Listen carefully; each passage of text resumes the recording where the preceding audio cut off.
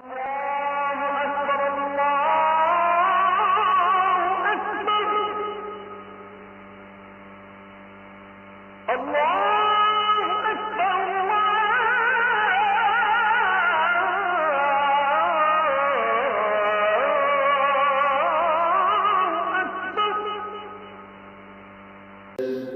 কফের ভেতরে আল্লাহ জানিয়েছেন পৃথিবীর সব মিথ্যা হতে পারে, মরণের যন্ত্রণা কিন্তু মিথ্যা না।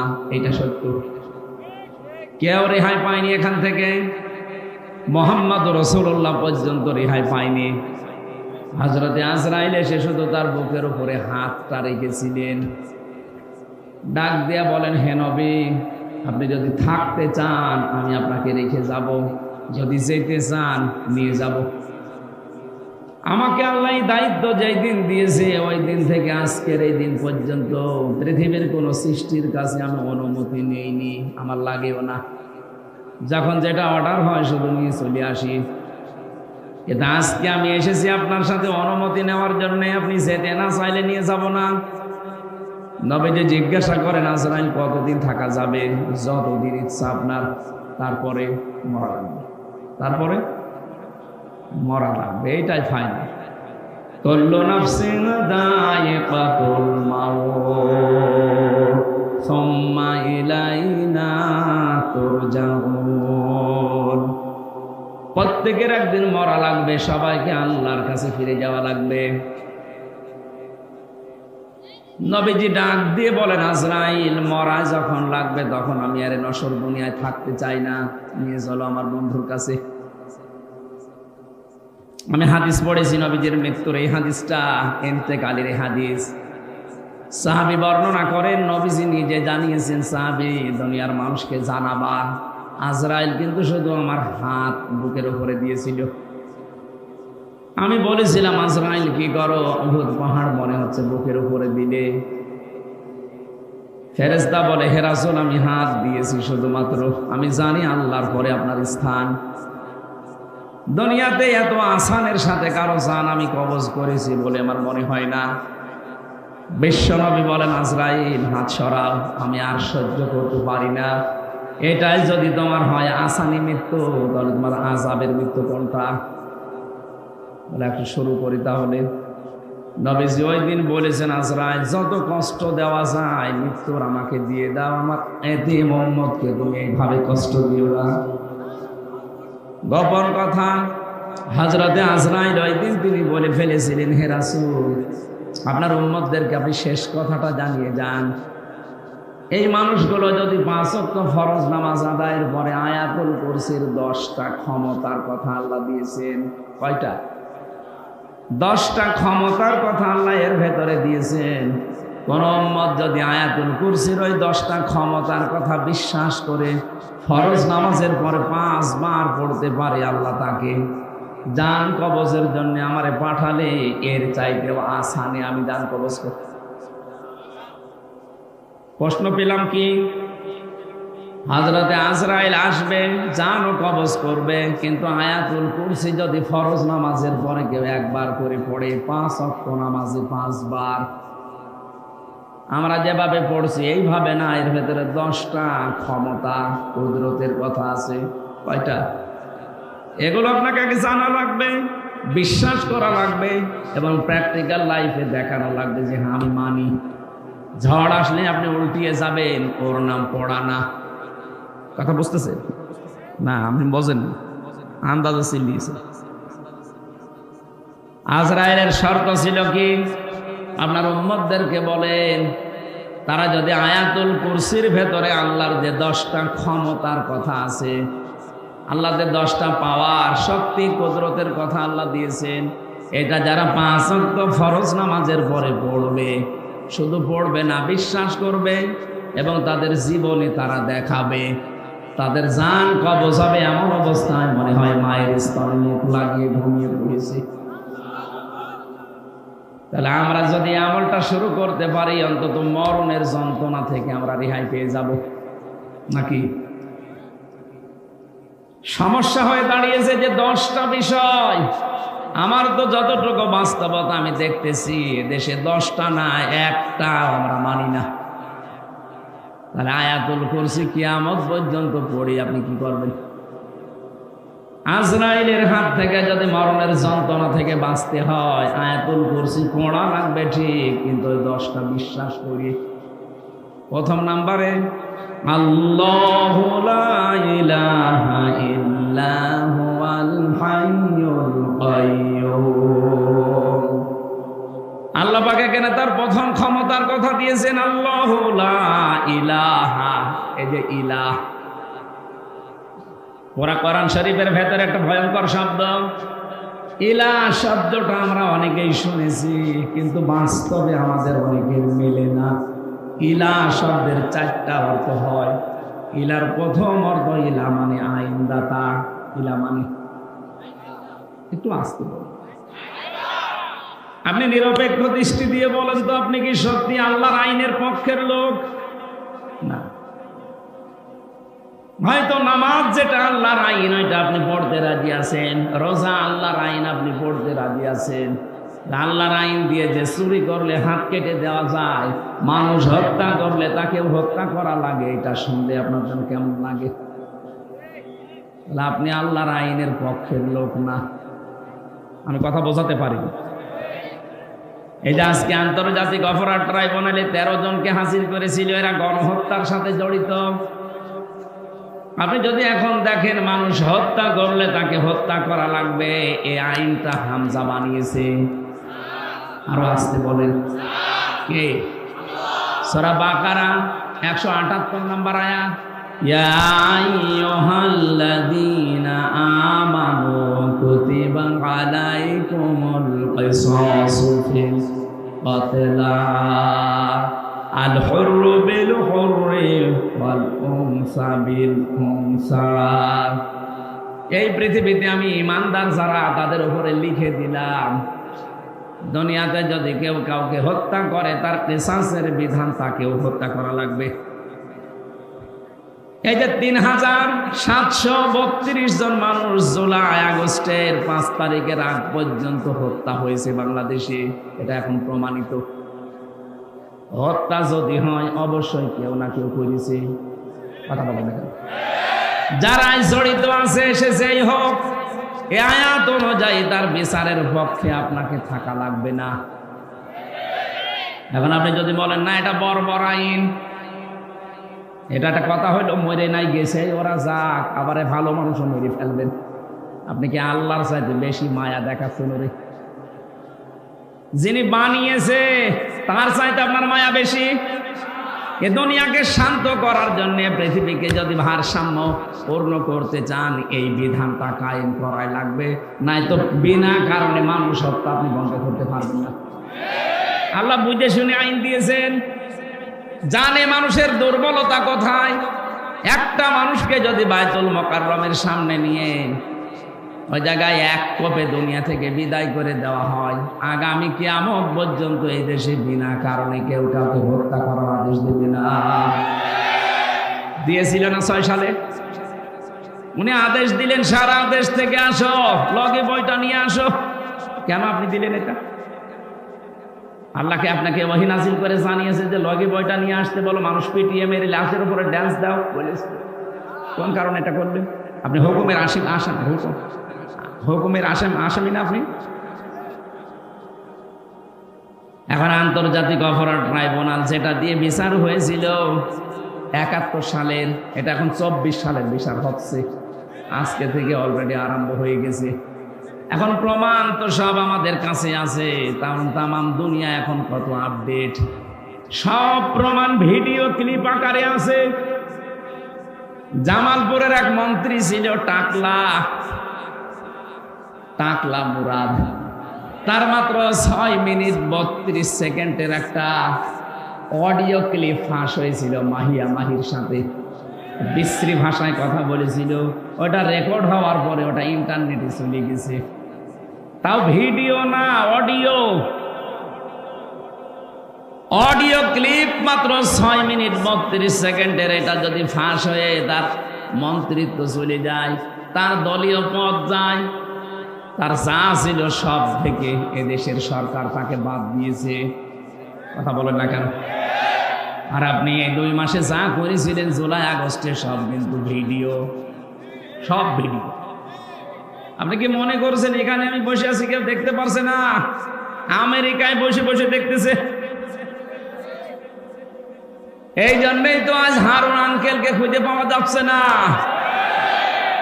যে বিপ্লব কুমার সরকার পাওয়া যাচ্ছে না, জানে যেখান থেকে যাই করেছি আমি মাটির নিচে বসে সিদ্ধান্ত নিলে ওখানে ওইটা ওরা ফিট করে রেখেছে। এত উন্নত তারা। তামাম দুনিয়া জানতেছে, হ্যাঁ এগুলো ভিডিও ক্লিপ সব ভরা আছে। 2006 সাল থেকে 24 সাল পর্যন্ত যত কিছু করেছেন এখন সবগুলোর বিচার সামনে। আমরা চাই মানুষ হত্যা করার বিচার, যেহেতু মানুষ হত্যা করা লাগবে, যদি প্রমাণ হয় এগুলো কোনো বিচার নাই, একবারে এদের শেষ করে দিন। সামনের দুনিয়ায় যারা আসবে চেয়ারে তারা চিন্তা ভাবনা করে মানুষ মারার অর্ডার দেবে। আর এখন যদি এরা ছাড় পেয়ে যায়, সামনে যারা চেয়ারে বসবে ওরা বলবে চল, অসুবিধা নেই। এই জন্য দুনিয়ার ভারসাম্য রক্ষা করার জন্য বিচার খুব দরকার।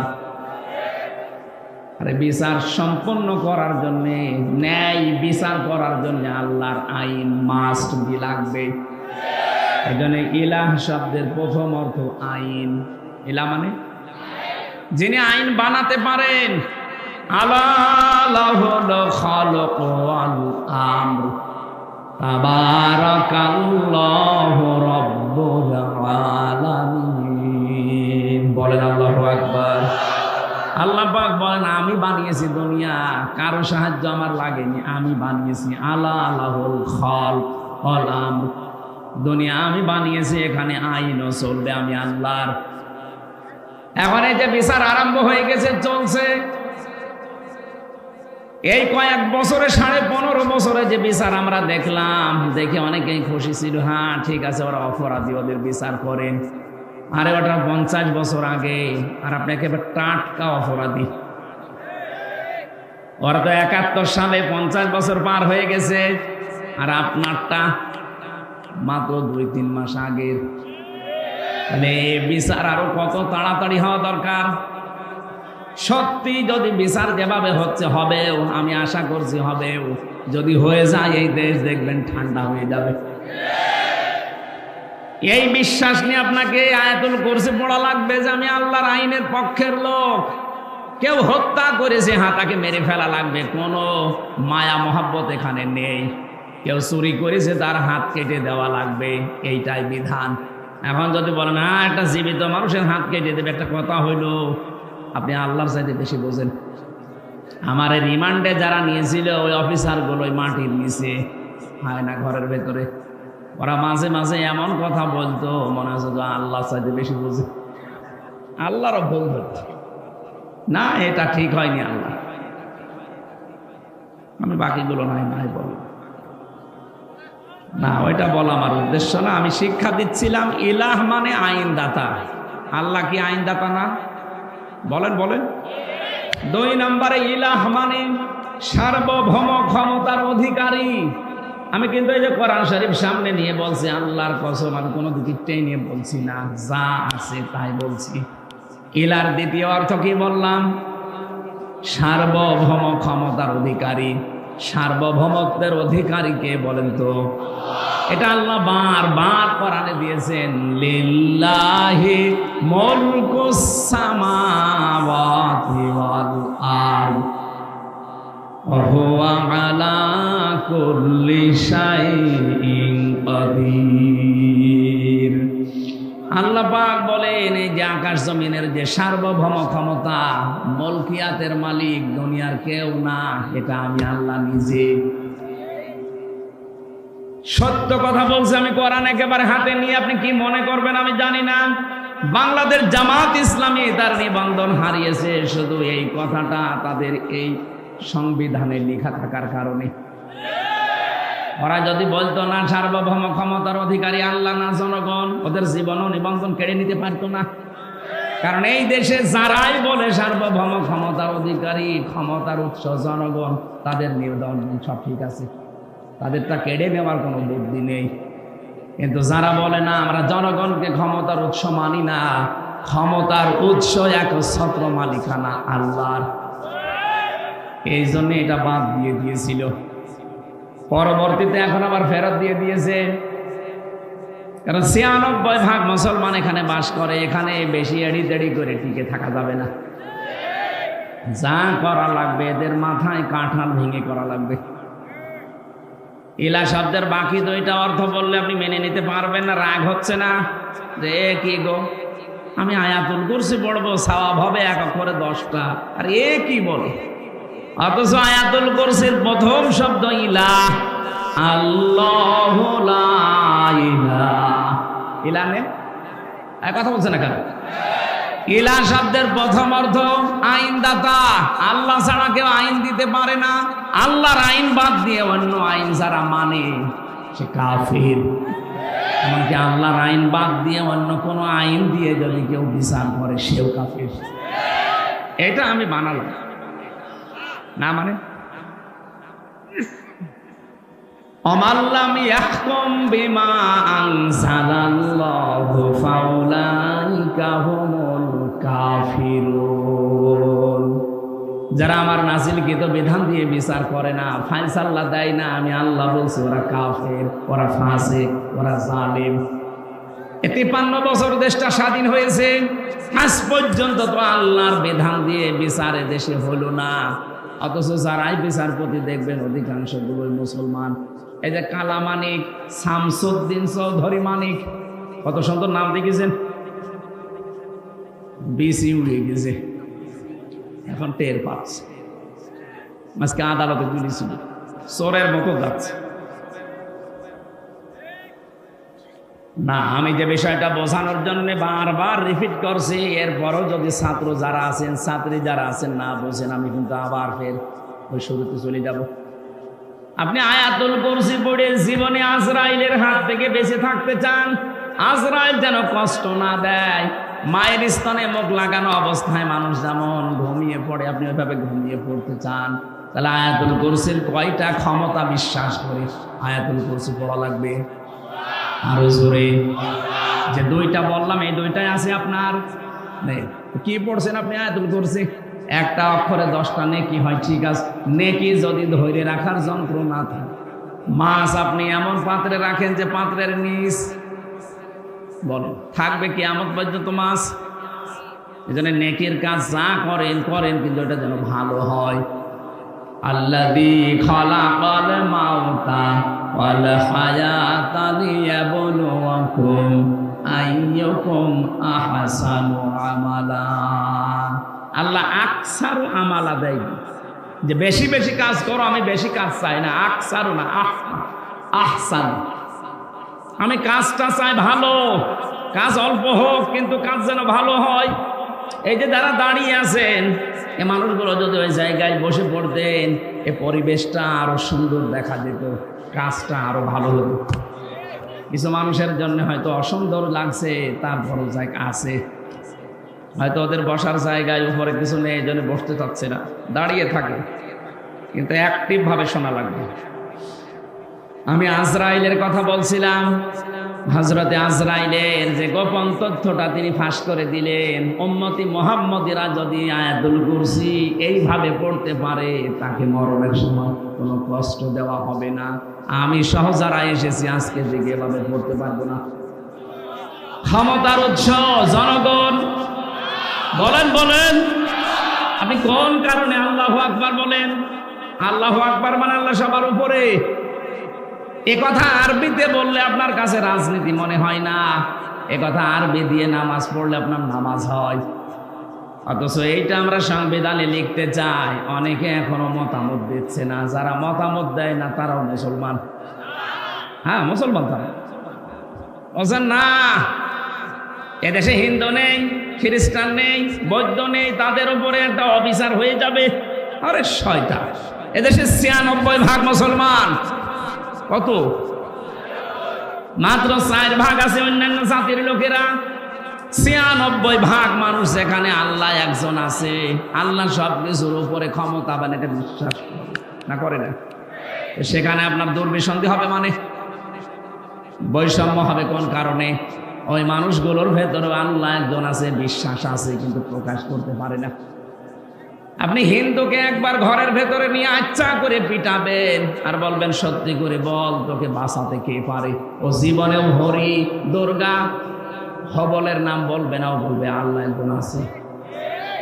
আমি নিজে পরীক্ষিত, যখন বরিশালে পড়তাম চরমনাই, ওই সময় মাঝে মাঝে নৌকায় যেতাম, তখন ব্রিজ ছিল না।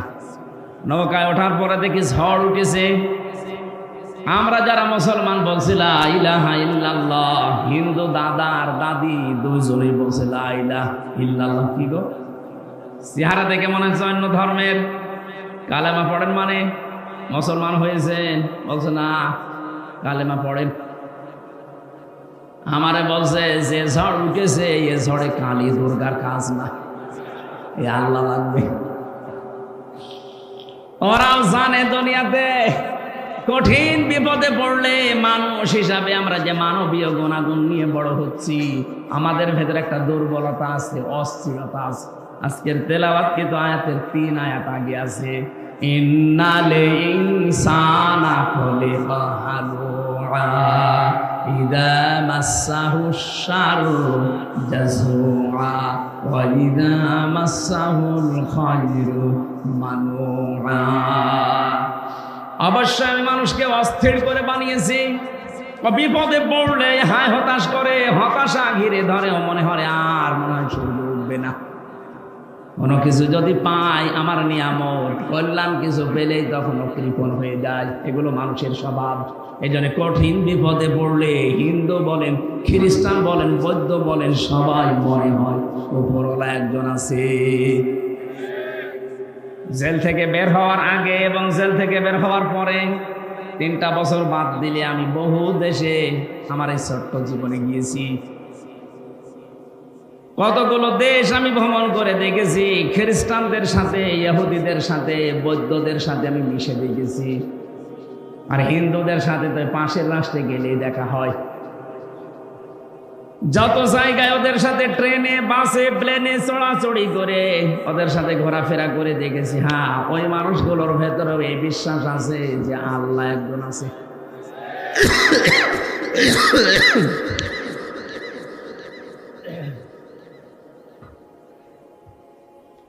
হয়তো সরাসরি আল্লাহ এটা বলে না, কিন্তু উপরওয়ালা বলে।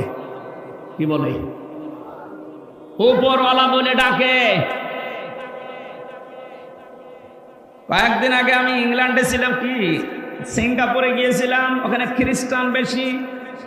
যে মানুষগুলো আমার সাথে দেখা করতে এসেছিল, যাওয়ার সময় নেতা গোছের মানুষ, তারা ওই দেশ চালায়। আমাকে এই শর্ত দিয়েছে যে আপনি কথা বলবেন আপনার ধর্মীয় গ্রন্থ যেটা আছে কোরআনে কারিম, ওরা কোরআন জানে, কোরআন থেকে কথা বলেন, কিন্তু কোনো ধর্মকে আপনি ছোট করবেন না। আমি বলেছি কোনো ধর্মকে আমি ছোট করার জন্য আসি নাই, কিন্তু সত্য ধর্ম যেটা সেটা আমি তুলে ধরবই। 4,500 ধর্ম আছে দুনিয়াতে। আল্লাহর কাছে মনোনীত মাত্র একটা ধর্ম, ইন্নাদ-দীনা ইনদাল্লাহিল ইসলাম।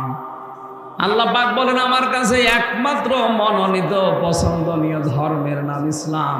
বাকি 4,500 যা আছে সব মানুষের বানানো, মানুষ উলট পালট করেছে। শিক্ষিত মানুষ তো ভেতরে যেহেতু বিবেক আছে একটু নাড়া দিয়েছে। আমি বললাম আপনার এখনই মুসলমান হওয়া দরকার নেই, এখন ঈমান আনা লাগবে না, আপনি চিন্তা ভাবনা করেন। ইংরেজি ভার্সন পাওয়া যায়, কোরআনের তাফসির বের হয়েছে, আপনি পড়েন। পুরাটা একবার পড়ে আমার সাথে বলবেন। এই যে নাম্বার, হোয়াটসঅ্যাপ সব দিয়ে গেলাম, কথা বলবেন। আমি মাঝে মাঝে যোগাযোগ করি, কি কত দূর হয়েছে। কেউ বলে 2 পারা চলছে, কেউ 3 পারা। ওরা ইংরেজিতে ড্রাইভিং করা, ওইগুলো পড়ে। টনি বেলাওয়ারের শালিকা, টনি বেলাওয়ার নাম শোনেননি? এই লোকটার শালি ছিল, ছোট শালি। ও আমেরিকা থেকে ইরানের তেহরান বিমানবন্দরে এসে নেমেছে। ওকে খ্রিস্টানরা গোয়েন্দা হিসাবে পাঠিয়েছে। ও কিন্তু অনার্স মাস্টার্স করা একটা মেয়ে। বিশ্ববিদ্যালয় থেকে, তাও পৃথিবীর নাম করা বিশ্ববিদ্যালয় থেকে অনার্স মাস্টার্স করে, ডক্টরেট করে, পিএইচডি করে এসে নেমেছে। কোটি কোটি ডলার তাকে দিয়েছে। যে মুসলমানদের কাছে যাবে তাদের ইমানটা ধ্বংস করার জন্য। খুব সুন্দরী মহিলা, আপনি ইন্টারনেটে সার্চ দেবেন পাবেন।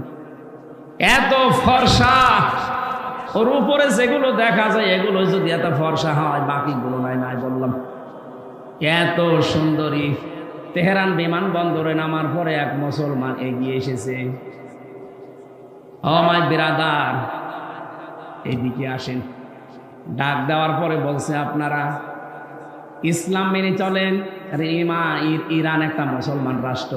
তেহরানের বিমানবন্দরে নেমেই বলছে, আমার একটা ইসলাম জানার জন্য অথেন্টিক বই দিন। ইসলাম আমি জানতে চাই, আমি মানব না, আমি মুসলমান হব না, কিন্তু ইসলাম আমি জানতে চাই। নির্ভেজাল ইসলাম জানা যাবে যেই বই পড়লে, ওই বই দিন। আপনার কাছে কোনো হিন্দু এসে যদি বলে যে আমি মুসলমান হব না কিন্তু আমি ইসলাম জানতে চাই, তার অধিকার নেই। এই কথা বলছেন না কেন? কোরআন শরীফ কি আপনার বাবার নাকি? হাজা বায়ানুল লিন্নাস, বায়ানুল লিন্নাস। এখানে আল হাজা বায়ানুল লিল মুসলিমিন দেয়নি, যে মুসলমানদের জন্য না, মানুষ মতবাচ্চে যারা বিবেচিত সবার জন্য কোরআন শরীফ। আমি আপনার বিবেকের কাছে বলছি, কোন খ্রিস্টান এসে যদি বলে হামজা আমি মুসলমান হব না, ঈমান আনবো না, কিন্তু আমি ইসলাম জানতে চাই, আপনি জবাব দিতে পারবেন না যে তার অধিকার নেই? অধিকার আছে রে? এখন প্রশ্ন আসতে পারে, কোরআন শরীফ ওযু ছাড়া তো ধরা যায় না, ও তো খ্রিস্টান, ও তো হিন্দু মানুষ, ওর তো ওযু নেই। আমি রিমান্ডে এক অফিসার পেয়েছিলাম, দেবদুলাল। এর কোরআন শরীফের যে আয়াত আছে, আমি একটা হাফেজ মানুষ, আমি কোরআনের উপরে অনার্স মাস্টার্স করেছি, অথচ ওর কাছে মনে হচ্ছে যে আয়াত আমার শেখা লাগবে। এমন এমন আনকমন আয়াত বলে বাংলা অর্থ বলেন। রাত 12টার পরে আসতো রিমান্ডে, মাটির নিচে ভোর 6টায় যেত, একা একা যেত, কবরের মতো জায়গায় আমি আছি, ঘুম তো আসতে চাই না। ওই অফিসারের সাথে ডিসকাস করতাম, বলেন তো দেখি। আমি প্রথমে মনে করতাম কি গো, এই যে এখানে নাম লেখা থাকে দেবদুলাল, দেখেই বুঝলাম যে নাম যা, এ মনে হয় ফুল হাতা, হাফ হাতা না, ফুল হাতা না। আমি বললাম, দাদা আপনি শিখেছেন কোন জায়গা থেকে? বলছে আমি অনার্স মাস্টার্স করা মানুষ। আমি ওই সময় থেকে একটা কিউরিসিটি জেগেছে আমার ভেতরে, একটা অনুভূতি যে আমি মুসলমানদের কোরআন শরীফ পড়বো। আমি কিন্তু এখনো মুসলমান হইনি, কিন্তু পুরাটা আমার পড়া আছে। অনেক সূরা তাগামুরের আয়াতগুলো আমাকে শোনাতেন। হ্যাঁ, তেলাওয়াত শুদ্ধ আছে, তেলাওয়াত বেশ সুন্দর, গ্রামাটিক্যাল কায়দা দিয়ে পড়ে, বাংলা অর্থ তো ওর আন্দাজে জানাই আছে, ইংরেজিতে ভাষণ দিত। দেখেন তো এই মানুষগুলো অন্য ধর্মের মানুষ হওয়ার পরে কোরআনে কারিম কত আয়ত্ত করতে পেরেছে। আর এখানে যে হাফেজা মেয়েদের বাবা বসে আছে। আমার মনে হয় এখানে আলেম বাদ দিয়ে বাকি যারা পাবলিক, এদেরও কোরআনের প্রতি এরকম দখল নেই। মুসলমান আমরা। লরেন বোধ এই মহিলা মুসলমানকে বলছে, আপনি কোরআন শরীফ আমাকে দেন, নাকি বলেন নির্ভেজাল ইসলাম আমি জানতে চাই। আপনাকে এমন একটা বই দেবেন যে বই পড়ে আমি নির্ভেজাল ইসলাম জানতে পারি। এখন যদি আপনি ফাজাইলে আমাল তুলে দেন, হবে? ওর মধ্যে কত দুর্বল হাদিস আছে, আর অত বলেছে আমি নির্ভেজাল ইসলাম জানতে চাই। পৃথিবীর কোন বই নির্ভেজাল না, একটা বই আছে নির্ভেজাল, কোনো ভেজাল নেই। যালিকাল কিতাবুলা রাইবা ফীহি। মুসলমান তাকে কোরআন শরীফ দিয়েছে, শুধু না তাফসীর দিয়েছে। এই নেন, এটা পড়লে আপনি নির্ভেজাল ইসলাম জানতে পারবেন। উনি বলছে আমি 3 বছর লন্ডনে ছিলাম, ইরানে ছিলাম, 3টা বছর পড়া কোরআন শরীফ আমি আনাকুম জানাকুম পড়ি নাই, পড়ার মতো পড়েছি। প্রতিটি শব্দের অর্থ আমার একটা না একাধিক অর্থ আমার আয়ত্তে আছে। এটা গিরিশচন্দ্র সেনের নাম শুনেছি, উনি নাকি কোরআন শরীফ প্রথম বাংলা করেছে। না, ওনার আগেও 2 জন করেছিল, নইমুদ্দিন আর বসমিয়া, এই 2 জন মিলে আগে করেছে আংশিক, আর পূর্ণাঙ্গ কোরআন বাংলায় অনুবাদ করে দেখিয়েছে নরসিংদীর এই গিরিশচন্দ্র সেন।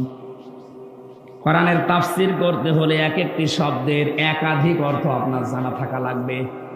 আমি কোরআনের ছাত্র, সারাটা জীবন আমার এই 33 বছর বয়সের, আমার মনে হয় 22 বছর কোরআনের উপর চলছে।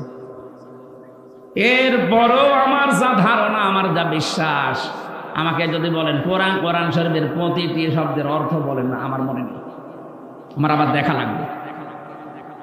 শুধু আমি কেন, এখানে যত বড় মহারথী থাকুক, প্রধান অতিথিকে জিজ্ঞাসা করেন তো কোরআন শরীফের প্রতিটি শব্দের অর্থ বলতে পারবে? কেউ পারবে না। অথচ হিন্দু মানুষ,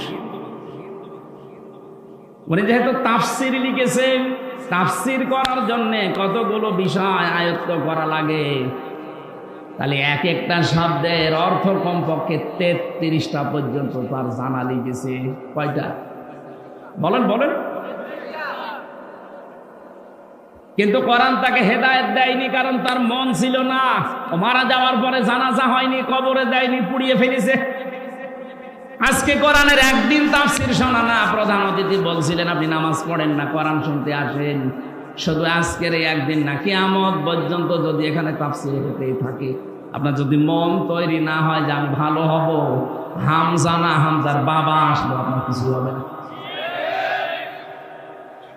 লরেন বোধ 3টা বছর পড়েছে, শুধু কোরআন শরীফ না, 86 তার 6টা হাদিস ওর সাথে তাফসির আকারে মিলিয়ে পড়েছে।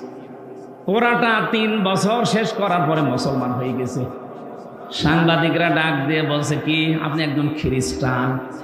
তামাম দুনিয়ায় সবচাইতে বেশি মানুষ বাস করে কোন ধর্মে? খ্রিস্টান। বলেন বলেন। এরপরে মুসলমান। আমরা হচ্ছে 175 কোটি, আর ওরা 250 কোটি।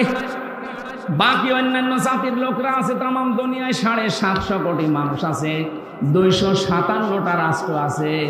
সব চাইতে বড় রাষ্ট্রের নাম বাংলাদেশ। কয়েকদিন আগে আমি মালয়েশিয়া ছিলাম, সফর করে দেখলাম বাংলাদেশের চাইতে 8 ডবল বড়।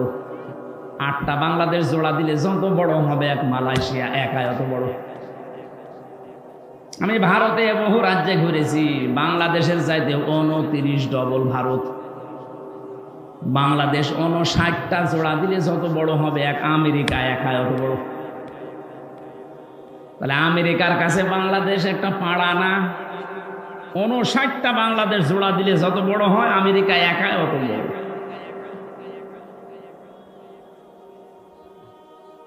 মাঝে মাঝে মানচিত্রের দিকে তাকিয়ে দেখবেন বাংলাদেশে 257টা রাষ্ট্রের ভেতরে মনে হয় কলমের একটা মাথার মতো, তাও বোঝা যায় না। এই বাংলাদেশে এতটুকু জায়গা, এর ভেতরে আমার আসতে তাই হাত লেগে যাচ্ছে। কোথায় কুষ্টিয়া আর কোথায় দিনাজপুরের সেতাবগঞ্জ। প্রায় 11-12 ঘন্টা সময় লাগে আসতে। অথচ আমেরিকা এত বড়, বাংলাদেশের এই তুলনায় বললাম 59 ডবল। এই দেশে 64টা জেলা আছে, তার ভেতরে দিনাজপুর মাত্র একটা জেলা।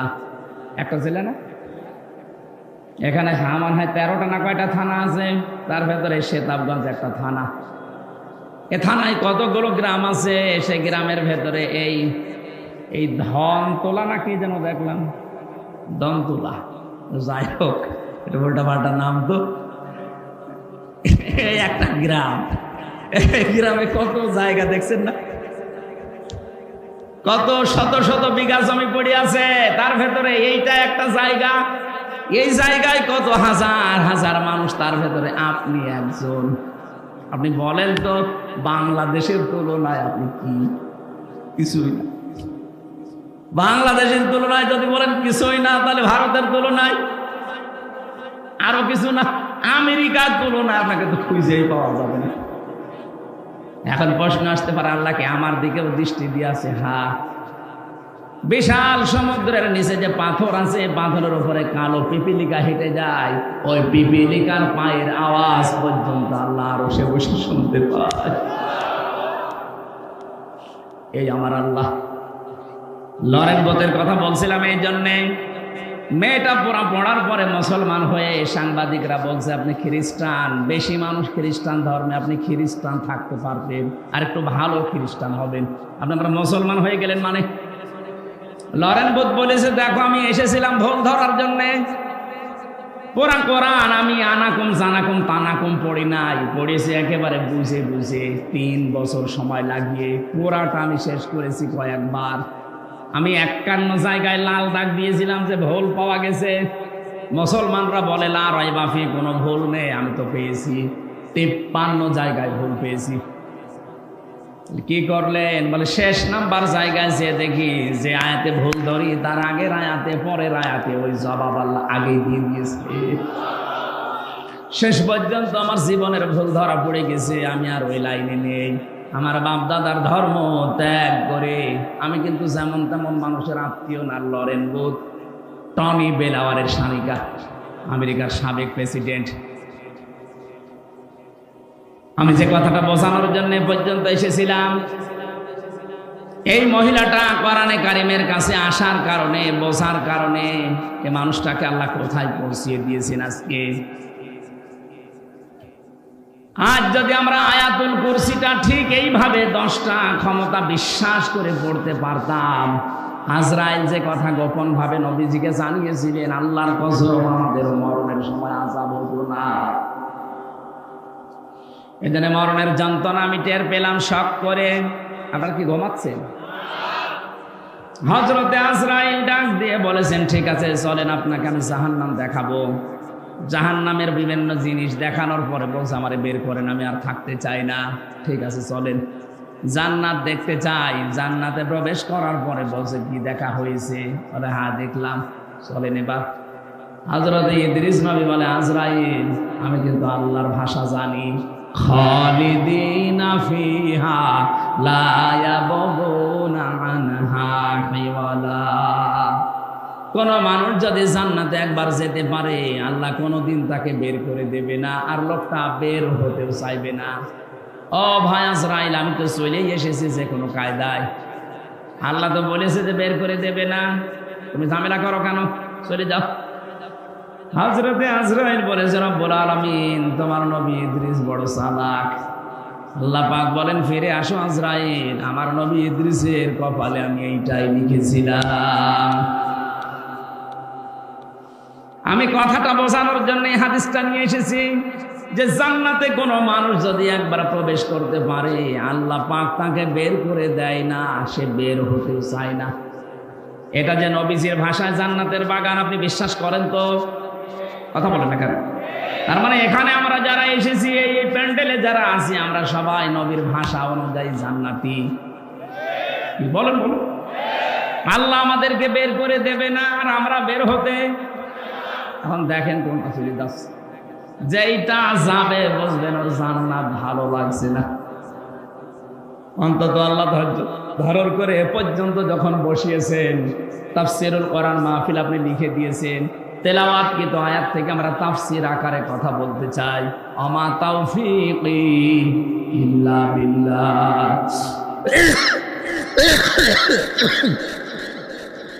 সুবহানাল্লাহ। পানি নেই?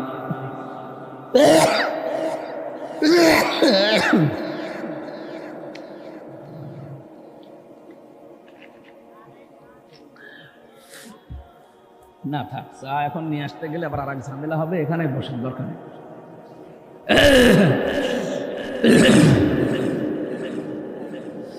সুবহানাল্লাহ আলহামদুলিল্লাহ লা ইলাহা ইল্লাল্লাহ লা ইলাহা ইল্লাল্লাহ মুহাম্মাদুর রাসূলুল্লাহ। নবীজির উপরে দরুদ আর সালাম পড়ে আমরা আলোচনায় যাচ্ছি। আজকের আলোচনার বিষয় হচ্ছে মুসল্লিদের গুণাবলী। আমরা মুসল্লি না? নামাজ অন্তত একক তো পড়লেও তো পড়ি, অন্তত না পড়লেও ঈদের নামাজ পড়ি। কিছু না হলেও বাবা মরে গেলে জানাজার নামাজ তো পড়বো। বলেন, আল্লাহ পাক বলেন, ইল্লাল মুসাল্লিন আল্লাযীনা হুম আলা সালাতিহিম দাইমুন। এই পৃথিবীতে যারা মুসল্লি, সবাই না, যারা মুসল্লি। মুসল্লি কি? আল্লাহ পাক বলেন মুসল্লি কাদেরকে বলে জানো? আল্লাযীনা হুম আলা সালাতিহিম দাইমুন, যারা তাদের নামাজের উপরে স্থির। নামাজের উপরে দায়েম এবং কায়েম থাকে, সর্বদা নামাজের উপরে যারা থাকে, 2 ওয়াক্ত পড়ে 3 ওয়াক্ত পড়ে না এমন না। নিয়ে আসতে গেলে আবার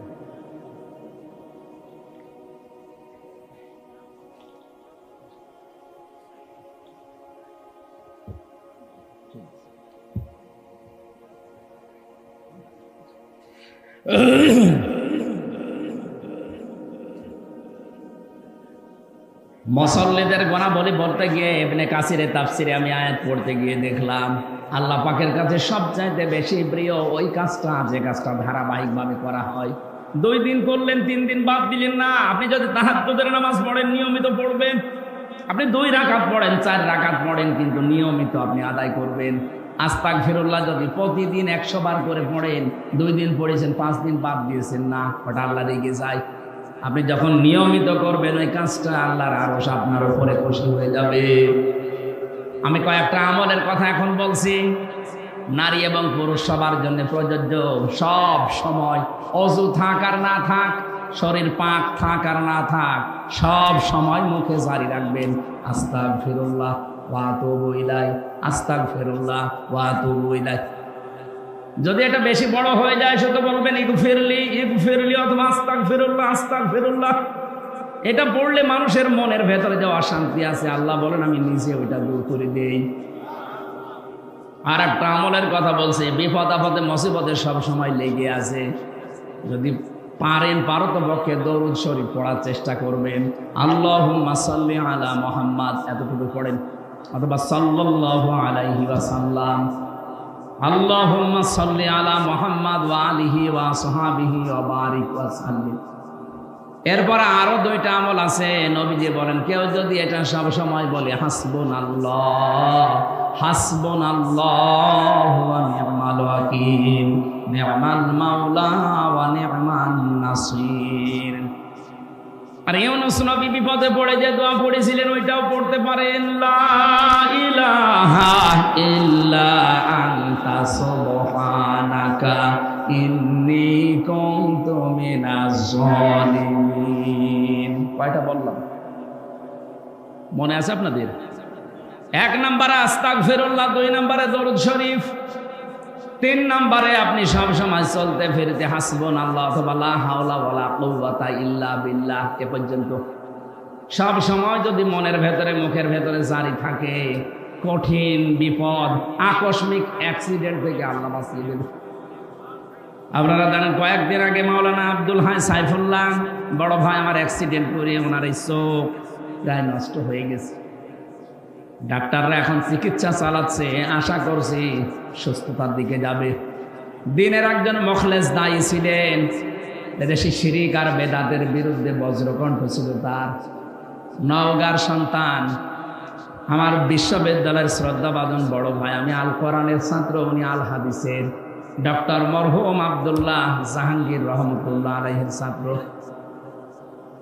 বড় ভাই আব্দুল হাই মোহাম্মদ সাইফুল্লাহ, আল্লাহ যেন শেফায়ে কামেলা আজেলা দান করেন, খুব তাড়াতাড়ি সুস্থ করে আবার কোরআনে কারিমের এই ময়দানে আল্লাহ তাকে ফেরত দেন, বলেন আমিন। কিছু ষড়যন্ত্র আছে, গোপন ষড়যন্ত্র চলছে। দ্বীনের দায়ী যারা সঠিকভাবে কোরআন প্রচার করে তাদেরকে আব্দুল্লাহ জাহাঙ্গীর স্যারের মতো চাপা দিয়ে মেরে ফেলার চেষ্টা আছে অনেকে। ওনার অবস্থা ওই রকম, সামনে থেকে একটা পেছন থেকে আর একটা, গাড়ি 2টা দমড়িয়ে নিজে বেশি আছে শুকরিয়া। আমরা চাই এরকম ষড়যন্ত্রের যেন তদন্ত হয়, নয়তো সামনে আমাদের জীবনও ঝুঁকির ভেতরে।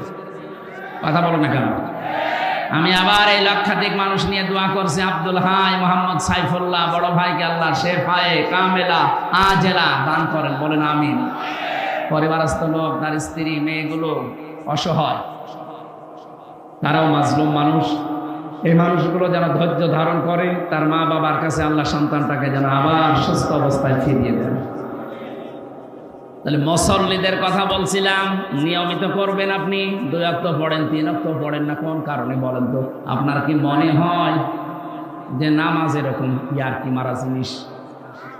কোন মানুষ যদি নামাজ ছেড়ে দেয়, আল্লাহ বলেন আমি ওকে ছেড়ে দেই। টের পেয়েছেন কি বললাম?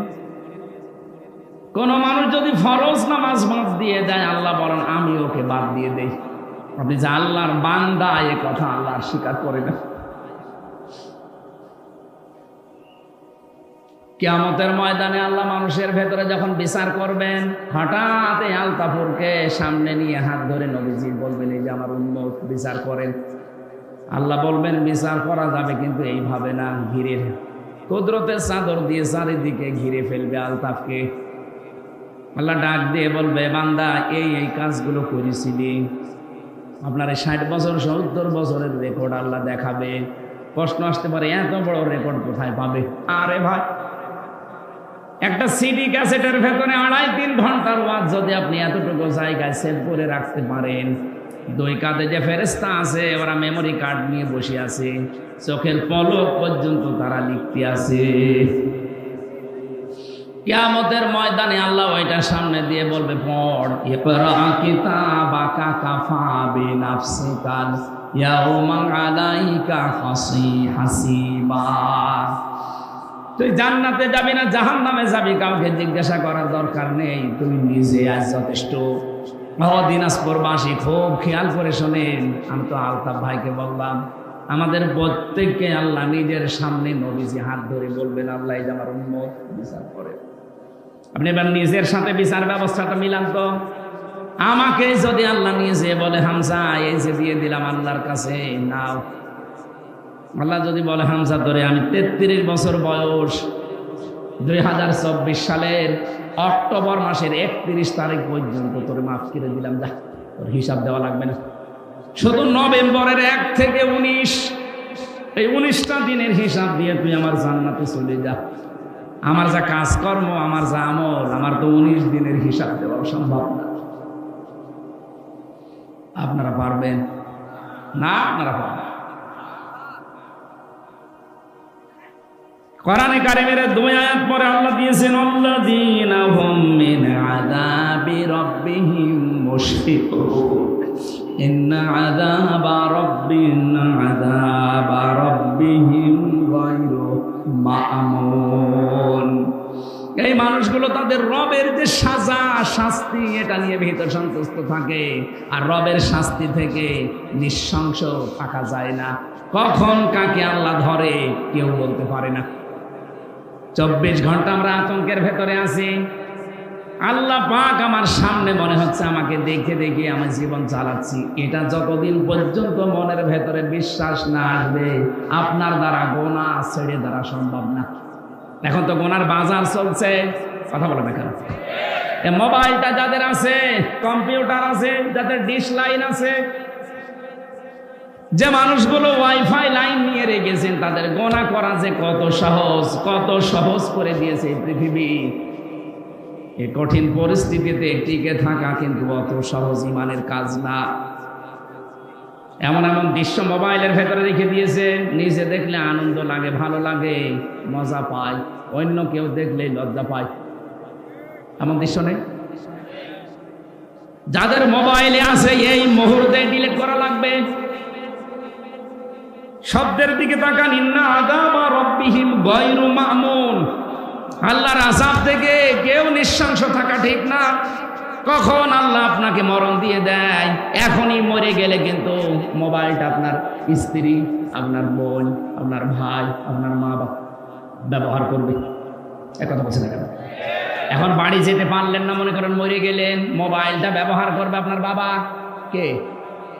আপনার বাবা যদি দেখে এর ভেতরে উলঙ্গ নাচ, আমার এই হামজা বসে বসে দেখতো, মরে যাওয়ার পরে কি ধারণা করবে বলেন? দোয়া করা, বলবে আল্লাহ ওরে আরো দাও।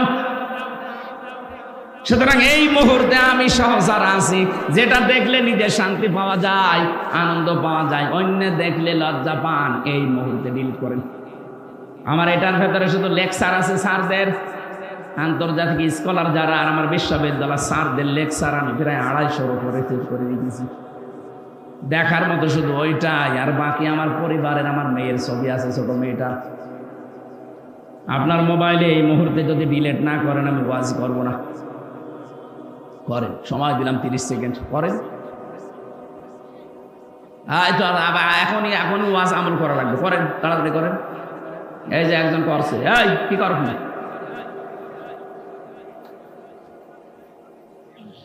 নেন, ও ভিডিও করছে, আপনি করছেন কিনা করেন, তাড়াতাড়ি করেন। যার মোবাইল আছে অ্যান্ড্রয়েড মোবাইল, এই মুহূর্তে মোবাইল থেকে ভিডিও অপশনে যান। কারা কারা যেটা নিচে দেখলে শান্তি পান, অন্য দেখলে কষ্ট লাগে, আনন্দ লাগে না, তখন লজ্জা বোধ হয়, এরকম সিন আছে, কারা কারা ডিলিট করবেন হাত তোলেন তো। ওই একজন শুধু কি আছে আপনার মোবাইলে, দাঁড়িয়েলা মানুষ আপনি দেখেন, কে মুরব্বি কি আছে মোবাইলে দেখে, পরে মনে নাকি কি আছে দেখি।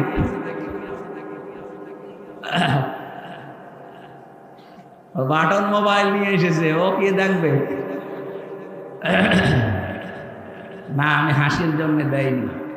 আপনি বলেন তো কি জবাব দেবেন এখনই যদি মরে যান?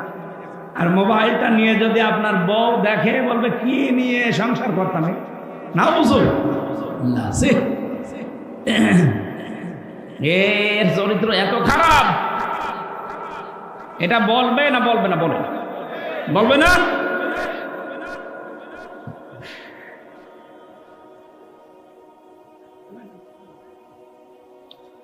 আমি কি বেশি বলে ফেললাম? এটা মোবাইলে আছে না নেই বলেন তো? যারা মুসল্লি তাদের কিছু গুনাহ আল্লাহ এবার দিচ্ছেন, শোনেন। আল্লাহ পাক বলেন, আল্লাহ ওয়াল্লাযীনা ফি আমওয়ালিহিম হাক্কুন মা'লুম লিস-সাইলি ওয়াল মাহরুম ওয়াল্লাযীনা ইউসাদ্দিকুনা বিয়াউমিদ্দিন। যারা মুসল্লি হবে, এই মানুষগুলো সত্যিকার অর্থে যদি নামাজি হয়, মাল সম্পদের প্রতি তাদের মহব্বত আস্তে আস্তে কমতে থাকবে। কারণ তাদের মালের ভেতরে, সম্পদের ভেতরে অনেকের হক লুকিয়ে আছে। যারা প্রার্থী, যারা ফকির, যারা মিসকিন, যারা অসহায়, যারা বঞ্চিত, তাদেরকে সেই মাল থেকে সে দিয়ে তাদের অভাব সে দূর করে দেবে। এরকম নামাজি দেশে আছে। আরে নামাজি হযরত ওসমানও নামাজি ছিলেন, জাম করছে বাড়িতে, স্ত্রীকে গরম দিচ্ছে, ওই এত তাড়াতাড়ি বাতি ধরানো দরকার কি, এখনো তো সন্ধ্যা লাগেনি। এই সাইল, এই ভিক্ষুক চিন্তা করছে, আল্লাহ নবীজি কার কাছে পাঠালো, আমার চাইতে বড় কিপটা, মাগরিবের একটু আগে বাতি ধরিয়েছে, তাই যদি বউকে গরম দেয়, এ আমারে দান করবে, বিশ্বাস হয়নি।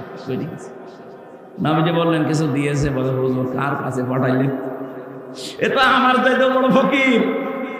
নবীজি বললেন তুমি বসো না, যাও, আবার যাও। বাড়িতে এসেছে, পরের দিন আসার পরে দেখে রোদে তিনি তোলা শুকাতে দিয়েছেন, তোলাগুলো শুকাচ্ছেন রোদে, তোলা পুড়িয়ে যাচ্ছে, একটা একটা করে তোলা ধরে নিয়ে এসে আবার রেখে দিচ্ছে। বলে আল্লাহ কার কাছে নবীজি পাঠানো, মনে হয় না জেনে পাঠিয়েছে। একটা তোলা উড়ে যায়, তাই যদি নিয়ে এসে রেখে দেয়, তা আমারও কয় টাকা দেবে? বিশ্বাস হয়নি, ফেরত গেছে। ডাক দিয়ে বলে, নবী দরকার হয় আপনি কিছু দেন, নাই তো ওর কাছে পাঠাবেন না। ঠিক আছে, তুমি আজকে শেষ পথ যাও। আজকে এসেছে, তাকিয়ে দেখছে উঠানের ওপরে রোদে গুড় শুকাতে দিয়েছে, গুড় মিষ্টি জাতীয় জিনিস, পিপিলিকা নিয়ে যাচ্ছে, পিঁপড়ার মুখ থেকে ধরে ধরে খুলে নিয়ে আবার জায়গায় রেখে দিচ্ছে। লোকটা দৃশ্য দেখে বলছে, আল্লাহ না, আমি চাবো না, এর কাছে চাবো, আমি অপমান হব। নবীদের কাছে গিয়ে বলছে, হুজুর আপনি হয় কিছু দেন, নাই তো বলে দিন যে আমি পারবো না, আপনি ওই লোকের কাছে পাঠাবেন না। বিশ্ব নবী বলেন, আজকে শেষবারের মতো যাও। আজকে এসেছে, ওনার একটা উঠের চালান ছিল, বাইরের দেশ থেকে ব্যবসায়ী উঠের চালান, প্রায় 100টা উঠ আসছিল। সাহস করে এবার নবীজের কথায় বিশ্বাস করে তিনি চাইলেন, বলে আল্লাহর নবী আমাকে পাঠিয়েছে, আপনি দয়া করে আমার কিছু দান করেন, আমি ক্ষুধার্ত। হযরত ওসমান বলেন, ঠিক আছে, এখনো তো কাছে সেরকম কিছু নেই, ওই যে ব্যবসার মাল আসতেছে, ওই যে উট ভর্তি মাল আসতেছে, যে উট তোমার পছন্দ হয় উটটা নিয়ে চলে যাও। লোকটা বলছে, আল্লাহ এ কি আর কি বলছে, যে লোকটা পিপিলিকার মুখ থেকে গুড় কেড়ে নিতে পারে, তুলা উড়ে গেলে তুলা আবার নিয়ে এসে রেখে দেয়, সন্ধ্যার আগে বাতি ধরালে বউকে গরম দেয়। আরে বলছে উট ভর্তি মাল আমার নিয়ে চলে যাও। আপনি সত্যি করে বলেন তো, আপনি কি আমার সাথে ঠাট্টা করেন কেন? আমি কিন্তু 3 দিন এসেছি আপনার বাড়িতে, আজকে দিয়ে 4 দিন আসলাম, 3 দিনের যে আচরণ দেখলাম আজকের সাথে মিলছে না। সত্যি করে বলেন আপনি কি করেন? হযরত ওসমান বলে, দেখো আল্লাহর বান্দা, প্রথম দিন এসে তুমি দেখেছি আমি গরম দিয়েছি স্ত্রীকে, এমনি না। আমি জানি পৃথিবীতে আল্লাহ পাক শুধু অপচয়কারীকে শয়তানের ভাই বলে আখ্যা দিয়েছে। ইন্নাল মুবাদ্দিরিনা কানু ইখওয়ানা শায়াতিন, দুনিয়ায় যারা অপচয় করে এরা কিন্তু শয়তানের ভাই। পৃথিবীর কোন অপরাধ করলে শয়তানের ভাই, এ কথা কোরআনে আমি পাইনি। এই একটা আয়াত সূরা বনী ইসরাঈলে আছে, যারা অপচয় করে ওরা আর মানুষ থাকে না, ওরা শয়তানের ভাই হয়ে যায়। মাগরিবের আগে আমার স্ত্রী লম্পবা বাতি ধরিয়েছে, কোন কারণে যে অপচয় করবে এটা তো আমি মেনে নিতে পারি না, এই কারণটাকে গরম দিয়েছিলাম শিক্ষা দেওয়ার জন্য। দ্বিতীয় দিন যে তুলা উড়ে যাচ্ছিল, তুলা আসলে আমার ছিল না, আমার কাছে আমার বন্ধু রেখেছিল আমানত, নষ্ট হয়ে যাচ্ছিল, আমি শোকাতে দিয়েছিলাম। মানুষের আমানত আমার কাছে আছে, সেটা উড়ে চলে যাবে, আর আমি আমানত বসে বসে খেয়ানত করবো না, এই শিক্ষা আমি পাইনি। আজ বাংলাদেশের মানুষ যারা দায়িত্বে ছিল, 1628 জন মানুষ দায়িত্বে ছিল, এই মানুষগুলো যদি হযরত ওসমানের মতো এইভাবে অ্যাক্টিভ ভাবে কাজ করতো, আল্লাহর কসমে দেশ থেকে কিয়ামতের আগে তারা ক্ষমতা থেকে যেত না। আপনি আমানতের দায়িত্ব পেয়ে সব খেয়ানত করে বসে আছেন। ভূমির দায়িত্ব দেওয়া হয়েছিল জমি জায়গার, যে মন্ত্রী, ভূমি মন্ত্রী, তাও প্রতিমন্ত্রী, সেই লোকটার নাকি 620টা বাড়ি। কয়টা লাগে বাড়ি আপনার? বলেন কয়টা লাগে বাড়ি? 64 জেলাতে 64টা হলেও তো হয়, 620টা বাড়ি বানিয়েছেন আপনি।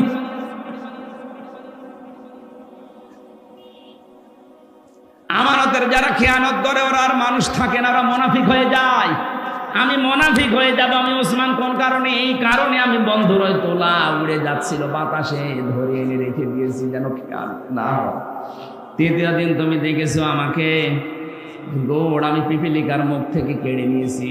এই গোড়টা আমার না, এটা আমানতের গোড়, আমার কাছে রেখে গিয়েছিল। আমি ধনী মানুষ, আমার বাড়িতে জায়গা আছে, কারণে যেহেতু নষ্ট হয়ে যাচ্ছিল এই জন্য রোদে শুকাতে দিয়েছিলাম। পিপিলিকা নিয়ে যাবে আমানতের জিনিস, তার মানে বাংলাদেশে যত মানুষ দায়িত্বে ছিল এই দেশটা তাদের কাছে আমানত ছিল। কথা বলে না কেন? জনগণের এই সম্পদগুলো সব দ্বারা যদি এইভাবে পাহারা দিতে পারতো, আমরা ঋণের এই বোঝা নিয়ে এখন নিচে থাকতাম না। কোটি কোটি টাকা পাচার করে করে দেশটা ফোকলা বানিয়ে দিয়েছে। এখন এই দেশে কেউ জন্ম নিলে তার মাথার উপরে 1 লাখ টাকা ঋণ। টের পাচ্ছেন? তাহলে আপনি যে আমার ওট ভর্তি করায় জিনিস দিয়ে দিচ্ছেন না, এটা আমার আখেরাত তৈরি হচ্ছে। আলতাফ সাহেব যে মাদ্রাসা বানিয়ে দিয়েছে প্রায় 18 লক্ষের উপরে খরচ করে, জমি জায়গা দিয়ে বিল্ডিং বানিয়ে। আমার মহাতামিম না কে যেন বলছিল প্রায় 16 থেকে 18 লাখ টাকা খরচ। ওনার জীবনে আর যা করেছে সবগুলোর হিসাব দেওয়া লাগবে। কোরআনে কারিমের প্রচারের জন্য 18 লক্ষ টাকা কিয়ামতে আল্লাহ ওনার হিসাবের মাইরে রাখবে। তিরমিজি শরীফের হাদিস, নবীজি জানিয়েছেন 3টা জায়গায় পয়সা খরচ করলে আল্লাহ হিসাব নেয় না। 1 নম্বরে যারা পরিবারস্থ লোকদের জন্য খরচ করে, মা বাবা স্ত্রী সন্তানীদের। 2 নম্বরে যে মানুষগুলো দুনিয়াতে দিন কায়েমের জন্য চেষ্টা করছে তাদের পেছনে খরচ করে। 3 নম্বরে যারা এই পৃথিবীতে কোরআন প্রসারে কোরআন কায়েমে যারা আছে তাদের পেছনে খরচ করে। আপনি নিজে যদি সরাসরি যেতে না পারেন, যারা করে এইগুলো তাদেরকে দেবেন, এই টাকার হিসাব দেওয়া লাগবে না। কি করবেন আপনার টাকা দিয়ে যদি দিনের কাজই না হয়? আপনার টাকা আর আবু জেহেলের টাকা সমান। আবু জেহেলের টাকা ছিল না, কারণের টাকা ছিল না, কাজে লেগেছে, লাগে না। হ্যাঁ, এখানে কয়েকটা বাধা আছে, আমি 5টা বাধা পেয়েছি। বাংলাদেশে আমাদের অনেকের মন আছে দিনের জন্য, রক্তের সম্পর্ক যাদের সাথে আছে তাদের পেছনে আমরা খরচ করি, কিন্তু আমার বউ আর শাশুড়ি এরা বাধা। এরকম পরিবার দেখে নেই? অনেক পরিবারে আছে আমার নিজের টাকা, আমার ভাইকে, আমার বোনকে, আমার চাচাকে, আমার ফুফুকে, যাদের সাথে আমার সম্পর্ক রক্তের, এদের হক নিয়ে আমার প্রতি বলেন না কেন? এই যে লিসাইলি ওয়াল মাহরুম, সূরা জারিয়াতের 19 নম্বর আয়াতের ব্যাখ্যা করা আছে, অফি আমওয়ালিহিম হাক্কুল লিসাইলি ওয়াল মাহরুম। যেই মানুষগুলো তাদের সম্পদ থেকে, যাদের হক আছে তাদের হক বুঝে দেয়, আমার সবচাইতে বেশি হক আমার সম্পদের উপরে, আমার সাথে সম্পর্ক রক্তের যাদের তাদের, আর আমার সাথে সবচাইতে বেশি সম্পর্ক রক্তের আমার ভাই, আমার বোন, আমার ফুফু, এক কথা বলছে না কেন, আমার চাচা। আপনি আপনার বউকে বার্থডে করে এই রক্তের সম্পর্কগুলো ঠিক রাখেন, তাদের হক আদায় করতে যান, আপনার বউর আর মন পাবেন না। এরকম বউ দেশে নেই? এক কথা বলে না কেন? কার কার বউ এরকম মন ছোট, হাত তোলেন তো। ঢাকা আলহামদুলিল্লাহ, এই এলাকা তো অনেক ভালো আছে। এই এলাকায় ওয়াজ দেওয়ার দরকার নেই, এই এলাকায় গান দেবে। এই এলাকার মা বোনেরা মাদ্রাসা আছে তো সব ভালো হয়ে গেছে। সম্মানিত মা বোনেরা, না আমি জানি এটা রেকর্ড হচ্ছে, সারা বাংলাদেশ সহ বিশ্বে বহু মহিলার মন এরকম ছোট, তার নিজের বাবার জন্যে, তার ভাইয়ের জন্যে, তার নিজের মামার জন্য, চাচার জন্য খরচ করেন, কোনো অসুবিধা নেই, আরো বলবে করো। আর স্বামী তার মায়ের জন্য, বাবার জন্য, বোনের জন্য, চাচার জন্য কিছু করলে হুকুম পেশা হয়ে যায়। আপনার মন এত ছোট কেন? আপনি কি মনে করেন যে আমি নামাজ পড়ে রোজা করে জান্নাতে চলে যাবো? কিসের জান্নাত আপনার? রক্তের সম্পর্ক যারা ঠিক রাখে না, যারা রক্তের সম্পর্কগুলো নষ্ট করে দেয়, তারা চির জাহান্নামী। কারণ এই যে রেহেম, রেহেম মানে রক্তের সম্পর্ক। রেহেম মানে কি? আল্লাহ যখন দুনিয়া তৈরি শেষ করে ফেললেন, তখন রেহেম আল্লাহর কুদরতের পাঁচে ভিতরে ছিল। ডাক দিয়ে বলেন, আল্লাহ তুমি আমার সম্পর্কে কি সিদ্ধান্ত নিলে? কিছু তো জানালে না। আল্লাহ বলেন, রেহেম, দুনিয়াতে যারা রক্তের সম্পর্ক তোর সাথে ঠিক রাখবে, আমার সাথে তাদের সম্পর্ক ঠিক আছে। আর তোর সাথে যার সম্পর্ক ঠিক নেই, আমি বলি যে ওটা আমার বান্দা না, ওর দায়িত্বই আমার নেই, ওর সাথে আমি কাট। বলেন তো আপনার কারণে শুধু, এটা শুধু স্ত্রীর কারণে হয়? এই কথা বলছে না কেন? হাজারো স্বামী চায় যে আমার মা বাবা আমার সাথে থাক, কিন্তু স্ত্রী চায় না। কোরআনের আয়াতের ভেতরে আমি তাফসিরে ইবনে কাসিরে লক্ষ লক্ষ ব্যাখ্যা পেয়েছি। আমি বেশিরভাগ কথা রাত 10টা পর্যন্ত বলি। ডাক্তার আমারে বলেছে রাত 10টার পরে ঘুমিয়ে পড়বেন। আজকে 11টা বেজে গেছে, যেহেতু মাগরিবের পর একটু ঘুমিয়েছিলাম, এই কারণে আমি 1 ঘন্টা বেশি পড়েছি।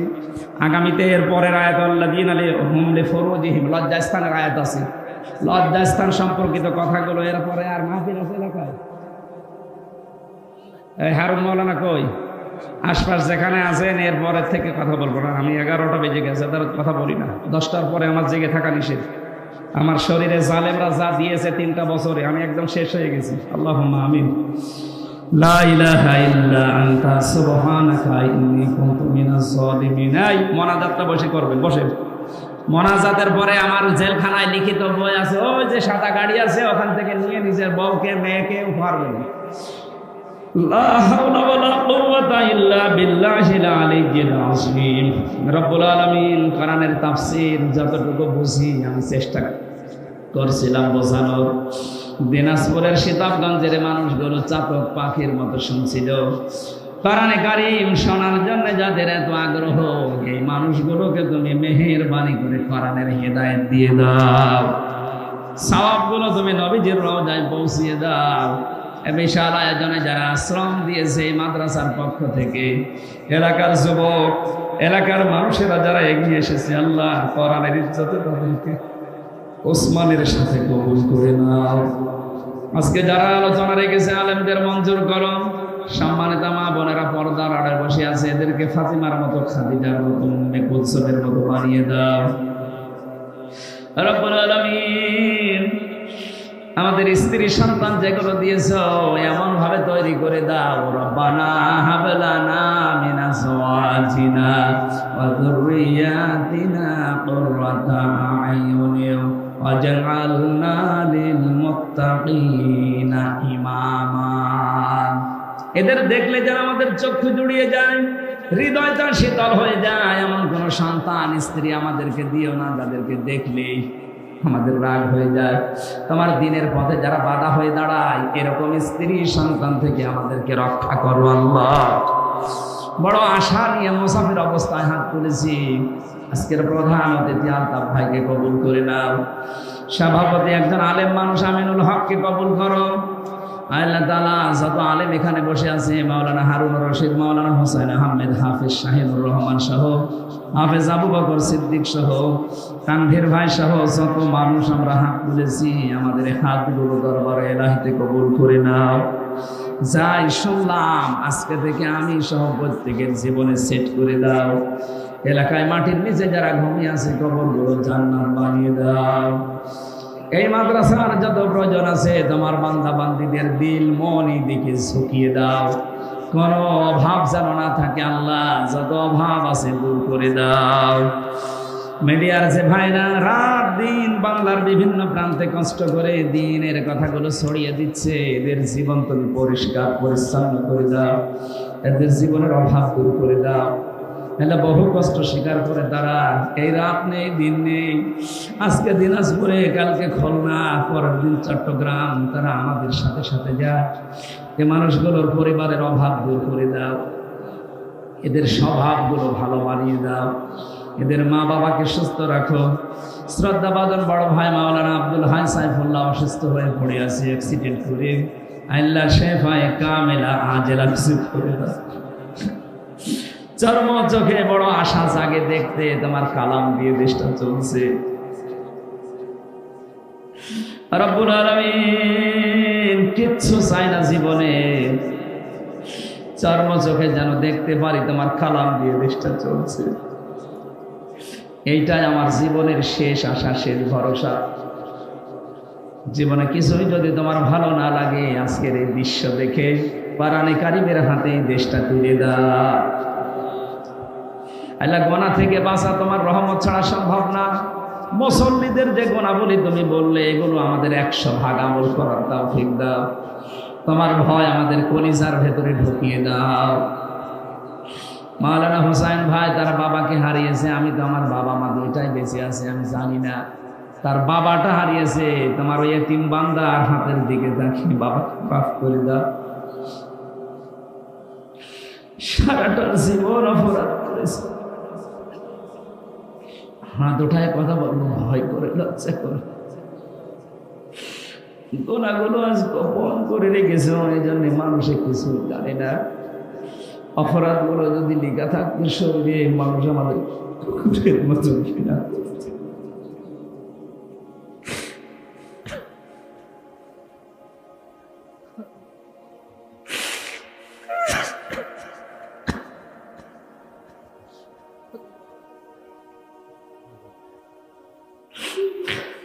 জাহান্নামের যে বর্ণনা পড়েছি, 1 সেকেন্ড সহ্য করা সম্ভব না।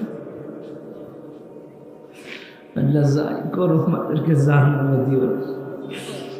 জান্নাতের যদি জায়গা না বারান্দায়